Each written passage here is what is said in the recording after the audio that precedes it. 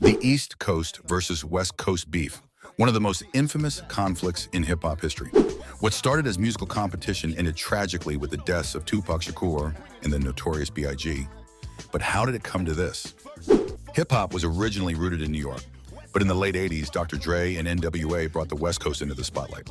The success of the West Coast scene shifted attention from New York to Los Angeles, frustrating many East Coast rappers. In 1991, the situation escalated when New York rapper Tim Dog released the song Fuck Compton, directly dissing the West Coast. This sparked the first tensions and retaliatory responses from Los Angeles. In 94, Tupac was shot at a studio in New York. He suspected Biggie Smalls and his label, Bad Boy Records, were involved. Their former friendship shattered, the beef had begun. In 1995, Tupac joined Death Row Records.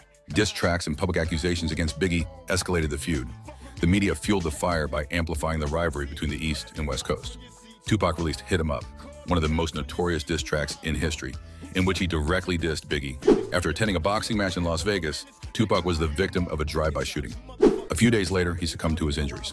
Just 6 months later, Biggie Smalls was shot in Los Angeles, presumably in retaliation for Tupac's murder. The conflict between East and West Coast had cost the lives of two of the greatest rappers of all time.